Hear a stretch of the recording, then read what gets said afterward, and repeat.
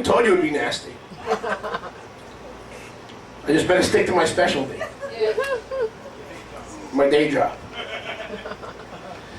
So even in this world, listen, even in this world there are arranged marriages, and then there are choice marriages, non-arranged. Shidduch and personal choice.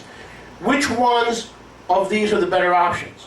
Is shidduch, and I arranged a shidduch in this congregation. I won't mention their names. Now they're happily married.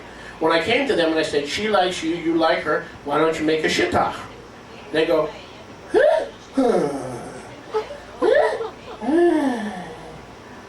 and today they're happily married. Now they didn't do the shidduch. They figured out a year and a half later. First we got to disobey the rabbi. We don't want to let somebody else tell us what to do. And then after we finish rejecting the rabbi, eventually they figured it out on their own and they made their own shidduch. So it was a combination of shidduch and choice of their own. It was a combination. So whether we choose our marriage partners or we are given in marriage to our spouse, meaning shidduch, which of these two options usually works out better? The answer is neither. Neither. In case you hadn't noticed, the divorce rate is 60% among believers and only 50% in the world. Don't tell me that it's working out. So because the children of this age, when they make their own choice, they have a 60% failure rate. The children who are given in marriage also have a little bit better chance of making it, but they also don't have much of a chance. So meaning the problem is not marriage, the problem is not the amount of wives, the problem is man's fallen, sinful heart. Can I hear a good amen? I said, can you hear a good amen? People say to me all the time, well, how come every time plural marriage is mentioned in the Bible, it's mentioned in a negative light? Really? Well, what was Cain, a monogamist or a polygamist? The first murderer was a monogamist, wasn't he? Was Adam and Eve monogamous or polygamous? Monogamous. What happened to them? So it's here. It's here. This is the problem. Can I hear a good amen? So when we are married in the Olam Hazeh, our partners are broken, they're fallen, we are broken, we are fallen, and so the result is a broken, fallen relationship that struggles to survive, that tries to hang on, that works and works and works and works and works at their marriage because something has gone wrong. And that is the first monogamous couple sinned and disobeyed Yahweh, and now all other relationships are working to survive, but 60% don't make it. Whether they marry or whether they are given in marriage is irrelevant. They don't make it. You follow what I'm saying?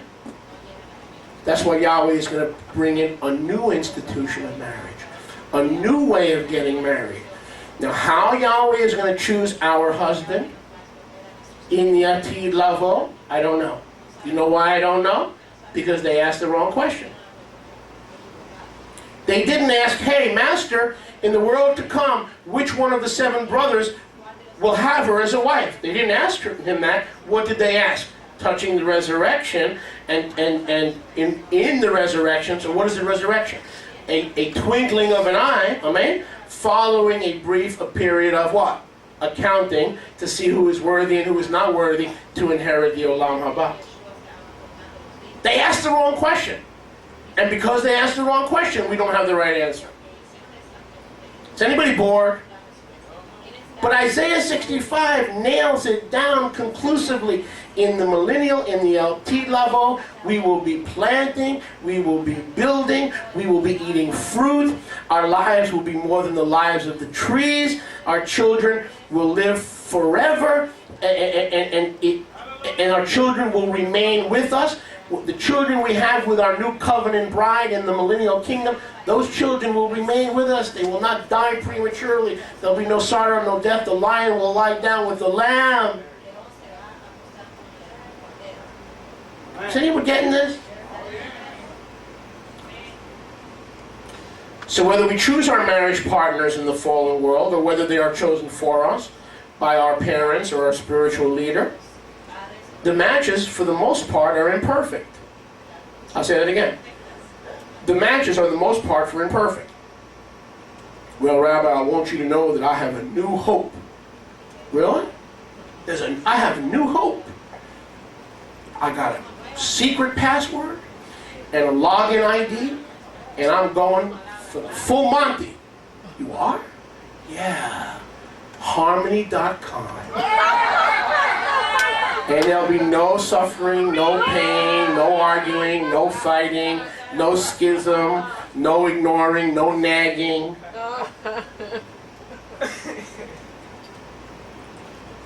My new hope of a perfect marriage in this world.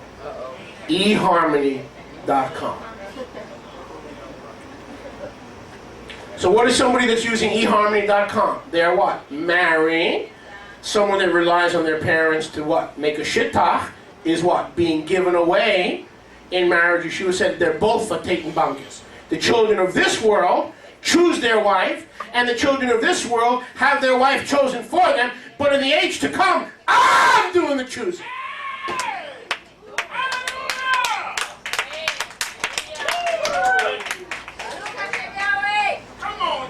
Because let's be honest, Sylvia. Sylvia, let's be honest. Some of your choices have been pretty rotten. Amen. You knew you were headed for trouble. You were warned about the trouble, and you still chose them. But if you're accounted worthy to obtain the Olam Haba and the world to come, there's a table prepared before you in the presence of Yahweh, in the presence of all your enemies, and you cannot go wrong, because Yahweh will bring him to you and will bring her to you, and he will say, be fruitful and multiply. Build your barns, build your vineyards, eat your fruit, be fruitful and multiply. The idea that saved, born again, spirit, millennial, inheritors, and citizens can have intimacy and produce children is absolute heresy in religion, but it is the way of Yahweh. Can you believe this? Unreal. Yahweh says, and we know that if we're going to have children in the Atid Lavo, we know that we can't do it outside of marriage. We know that because that's adultery or fornication. Correct? What a father. What a father. What a Yahweh. Renew your mind. I didn't understand this thing. My brother sent me these notes and I studied these things, and now I understand these things. It makes sense. If Yahweh said there's nothing wrong with the desires of the flesh, it's when you abuse those desires and you seek to fulfill those desires in an unlawful way, the desires of the flesh turn into the lust of the flesh, and now you've got a problem. Now you have a problem. We've got to be a set-free people. A lot of people are not set free because they don't want to be set free. Yeshua has brought us the truth to set us free, and so we can walk in that freedom. If you're a father or a mother of a young daughter, I want you to ask yourself this. Is it better for you to give your daughter to a righteous, set-apart man who serves Yahweh, or have her just go out there, play the field, roll the dice? The odds are against her. Yahweh knows better. Yahweh's ways are better. His ways are higher than our ways. Amen. Amen. Can I hear a good amen? Amen. Yeshua in his wisdom knows best. Who we end up married to in the world to come has to be arranged by him and not by human arrangement or autonomy. I'll say that again. In the world to come, the marriage will have to be arranged by him and not by human arrangement or human autonomy. The marriage in the Olam Haba is not according to this world's customs or this world's traditions, but according to the wisdom of Elohim. Let's read that again and we close. Has anyone enjoyed? Amen. Without insight, without the Ruach HaKodesh grabbing us by the hand and walking us through this thing, we cannot understand this thing. I can read these verses hundreds of times and never grasp what Yahweh is sharing. Are you with me, Lord? So the children of this world, do they marry? Do the children of this world marry? Yes. Some choose their partner, Others have their partner chosen what? For them. Which way is better? Neither. It's all messed up, and the couples that stay together, it's only by the grace of Yahweh. Let's be honest. Let's be honest. The reason my wife and I are still together is because we went for counseling for 7 years, and we went bankrupt just to survive because we knew that's what Yahweh wanted. That's the only, we paid the price. Amen. But a lot of couples are not willing to pay the price. But I'm not telling you it was easy. I'm not telling you it was easy. But it's worth it.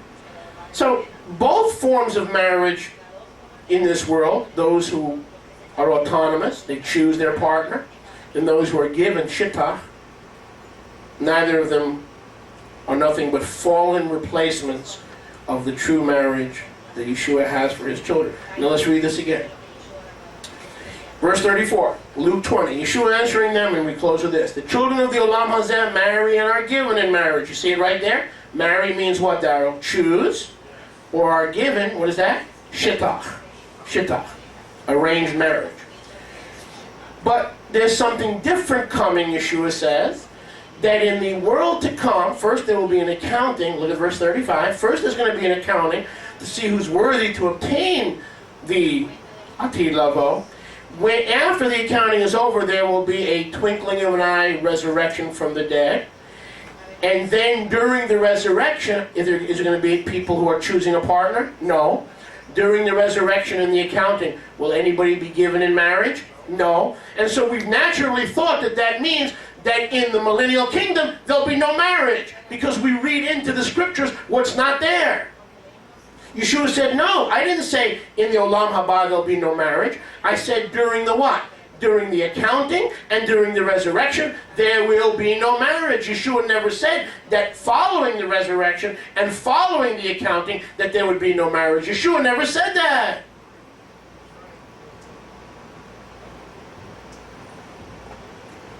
Of course, after the resurrection and the accounting, they can't die anymore. They're the saved righteous of Yahweh. They are like the heavenly Melachim, who cannot die either. They are then, after the accounting, after the resurrection, they have become the children of Aloha, also known as the children of the resurrection. Verse 37. I'm sorry, so we don't need to go over the last few verses. Bottom line is, we go back to these wonderful, wonderful insights given to us by Yeshayahu, and we read it and we see it. 65, 23. For they will not labor in vain, nor conceive children for trouble, but for the kingdom. Not in trouble like now, but for the kingdom. For they are the seed, the blessed of Yahweh, and their offspring remains with them. Isaiah 65, a clear millennial passage.